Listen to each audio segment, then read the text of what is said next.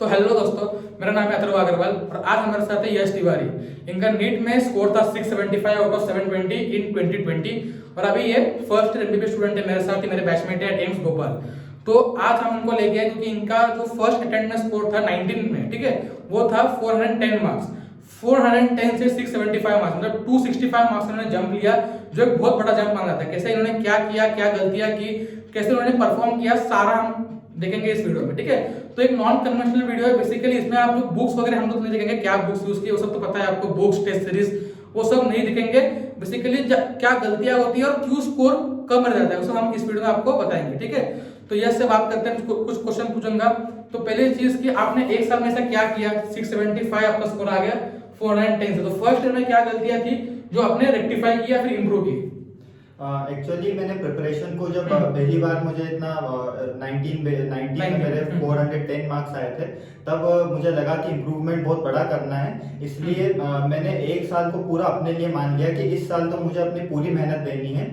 मैंने एलएन इंदौर में एडमिशन लिया था और वहां से मैंने अपनी प्रिपरेशन शुरू की। कंसिस्टेंटली मैं लगातार अपनी तरह से पढ़ना शुरू किया। मैंने शुरुआत में एनसीईआरटी पे बहुत ज़्यादा ध्यान दिया, क्योंकि जब आपके मार्क्स बहुत कम होते हैं, आप अराउंड 400 होते हैं, तब आपके पास एनसीईआरटी पढ़ने के अलावा कोई चारा नहीं है। आप सिर्फ एनसीईआरटी पढ़िए, उससे आप एक मासिव एक्शन ले सकते हैं और एक ज़्यादा मार्क्स एक साथ इंक्रीज कर सकते हैं।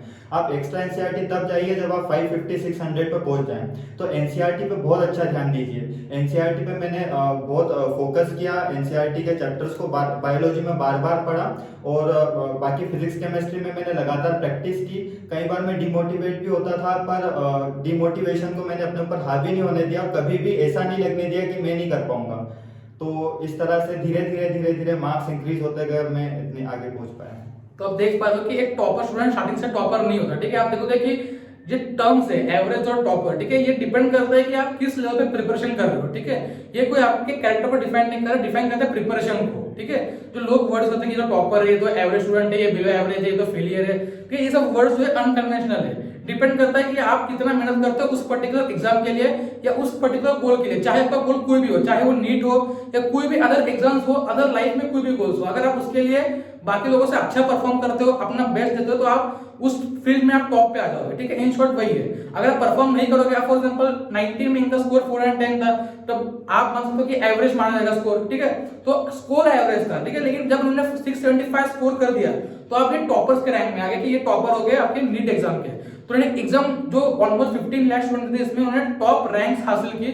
तो आप देख पा रहे हो कि एवरेज से आप सीधा टॉप स्टूडेंट पे। तो ये आपका मेनली पार्ट जो है ये है प्रिपरेशन का। तो आप ऐसा नहीं है कि आप जो है नाइट मतलब एक रात के अंदर आप प्रिपरेशन करके कोई ऐसा मतलब बड़ा सा कुछ उखाड़ सकते हो या फिर 300 मार्क्स 400 मार्क्स स्कोर कर सकते हो। ये बेसिकली एक प्रोसेस है। लेकिन ये है कि अगर आपका अभी स्कोर कम आ रहा है, जैसे कि यश भाई का भी स्कोर जो है कम आ रहा था, 500 में आ रहा था आपके नीट के प्रिपरेशन के जस्ट पहले तक, ठीक है। लेकिन इन्होंने फाइनली जाकर स्कोर जो 600 तक पहुंचाया, उसके बाद 675 स्कोर किया। तो उसकी वजह पूछते हैं क्या इनका रीजन था, कैसे इन्होंने इंप्रूव किया। तो आप बताइए आपका स्कोर क्या आ रहा था, कितना आ रहा था, क्या आ रहा था, ठीक है, बताइए। मैंने 500 मार्क्स तक का जो इम्प्रूवमेंट किया था वो तो सिर्फ रिवीजन के सहारे बार बार कॉन्सेप्ट्स को बहुत ज्यादा क्लियर कर लिया, क्रिस्टल क्लियर कर लिया। और उसके बाद जब 500 मार्क्स एक बार मेरे टच हो गए थे, तब एग्जाम के पहले मैंने मॉक टेस्ट सॉल्व करना शुरू किया। तो मॉक टेस्ट में शुरुआत में मैंने जब मॉक टेस्ट की फ्रीक्वेंसी बढ़ाई, तब मुझे लगा कि मैं सिली मिस्टेक्स बहुत ज्यादा कर रहा हूँ। सिली मिस्टेक्स के कारण मेरा स्कोर काफी कम हो रहा है। तो उस सिली मिस्टेक को रेक्टिफाई करने के लिए मैंने एक प्रॉपर प्लानिंग बनाई कि मैं किस तरह से पेपर को सॉल्व करूंगा ताकि मेरा पेपर टाइम से खत्म भी हो जाए और मुझसे सिली मिस्टेक्स भी कम से कम हो। इस कारण से मैं एक एक्स्ट्रा एज पे रहा कि मेरी सिली मिस्टेक्स, जब मैंने बहुत प्रैक्टिस करी तब मैं सिली मिस्टेक्स बहुत कम करने लगा। उसके अलावा मैंने फिजिक्स में और केमिस्ट्री में इस तरह से प्रैक्टिस की कि नीट की जिस तरह के नीट में क्वेश्चंस आते हैं, उन तरह के क्वेश्चंस को किस तरह से जल्दी किया जाए। तो उसके लिए मैंने लास्ट ईयर के जो एमटीजी का जो क्वेश्चन बैंक आती है, उससे मैंने क्वेश्चन सॉल्व किए और उसको उन क्वेश्चंस को बहुत अच्छे से मास्टर किया। और उन क्वेश्चंस को देखते हुए उस पैटर्न के दूसरे जो रेफरेंसेस है वहां से भी मैंने क्वेश्चन सॉल्व किए। इससे मेरी स्पीड काफी इंप्रूव हुई और जैसे जैसे स्पीड इंप्रूव हुई, कॉन्फिडेंस बढ़ा, वैसे वैसे मार्क्स भी धीरे धीरे बढ़ते गए। तो देखो मेन चीज है कि आप कैसे प्रिपरेशन करते हो, ठीक है। ये देखो आप देखोगे बहुत बार ऐसा होता है कि आपके क्लास में आप जितने पढ़ने वाले बच्चे होते हैं लेकिन आपका स्कोर उनसे 100 मार्क्स नीचे आता है, आप उतनी ही मेहनत कर रहे हो, उतना ही कंटेंट पढ़ रहे हो, लेकिन मेन चीज आती है आप स्मार्ट वर्क नहीं करते, या फिर आप क्वेश्चन प्रैक्टिस कम कहीं ना कहीं कर जाते हो, ठीक है, या फिर इररिलेवेंट बुक्स पढ़ लेते हो। तो यह जैसे यश मैंने बताया कि आपको सिलेबस से स्टिक रहना है, जो नीट में प्रीवियस में पूछा गया है उसको करना है बार बार, जो आपके क्वेश्चंस पहले आ चुके हैं, जो कहीं ना कहीं स्टैंडर्ड बुक में दिए हुए उतना करना है। तो ये मेन फंडा है कि एक बुक को आपको बार बार करना है, आप ज्यादा बुक्स पढ़ रहे हो। आपको पता है एनसीईआरटी मेन है, आपने एलएन मॉड्यूल पढ़ी थी? मैंने एलएन की मॉड्यूल तो नहीं पढ़ी, क्योंकि 1 साल का मेरे पास समय था।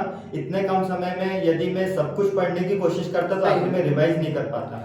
मैंने सिर्फ इतना ही पढ़ा जितना मैं आखिर में रिवाइज कर पाऊँ, और आखिर में मैंने एक्चुअली जितना मैंने किया था साल भर में उतना मैंने आखिर के 15-20 डेज में सब कुछ रिवाइज भी किया और मॉक टेस्ट भी सॉल्व किए। तो देखो मेन चीज ये है कि मॉड्यूल पढ़ने की जरूरत बिल्कुल भी नहीं है, पैटर्न से नीट का आ रहा है और जैसा आएगा, अब तो ऑलमोस्ट प्रेडिक्ट पैटर्न हो चुका है कि आपका पेपर इजी आएगा।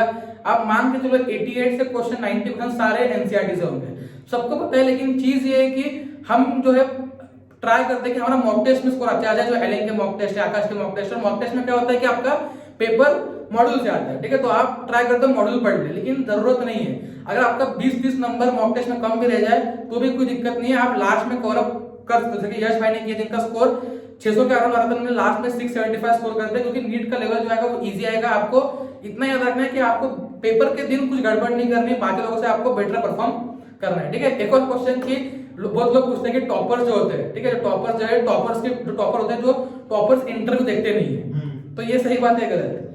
एक्चुअली टॉपर्स का इंटरव्यू तब तक ही देखना चाहिए जब तक आपको एक डायरेक्शन चाहिए। आप कई बार ऐसा होता है कि हम कुछ लोग टॉपर्स का इंटरव्यू जस्ट एंटरटेनमेंट के लिए देखने लगते हैं कि आखिर इनकी लाइफ कैसी है, ये किस तरह से रहते थे, इन्होंने कहाँ से प्रिपरेशन करी, ये सब चीजें देखने से कोई मतलब नहीं है।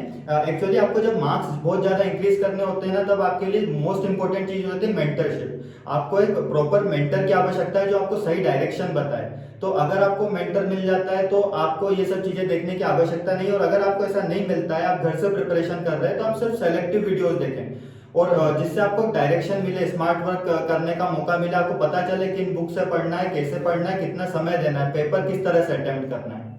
तो देखो जो लोग बोलते हैं, जो टॉपर्स बोलते हैं कि हम लोग कभी इंटरव्यू देखे नहीं इसलिए हम टॉपर है, तो ये बात बताता हूँ कि वो जो टॉपर्स है उन्होंने बचपन से, मतलब जब से उन्होंने प्रिपरेशन स्टार्ट किया है तब से उन्होंने कई सारे एग्जाम्स में बैठ चुके हैं, क्वालिफाई कर सकते हैं, केवीपीआई हो गया, ओलंपियाड्स हो गए, आपके एनटीएससी हो गए। तो मेन चीज है उनका एक्सपीरियंस है।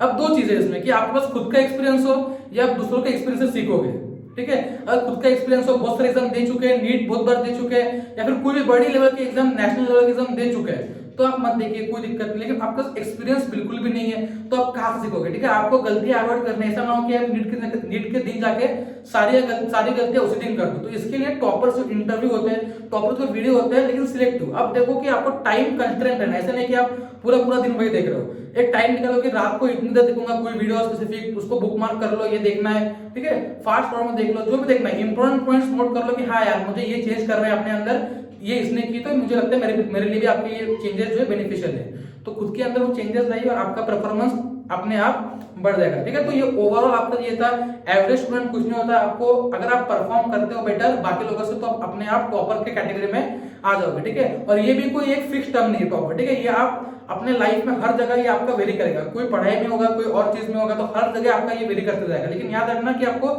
जो भी चीज में आप कर रहे हो, ठीक है, उसमें ट्राई करो 100% दो, और उस फील्ड में, उस टॉपिक में जो भी आप कर रहे हो उसमें आपको टॉप पे आना है, आपको आउट परफॉर्म करना बाकी लोगों को, ठीक है। तो यही सीखा। थैंक यू यश भाई चैनल पे आने के लिए। आपको कुछ डाउट हो कमेंट बॉक्स में पूछ लेना, ठीक है।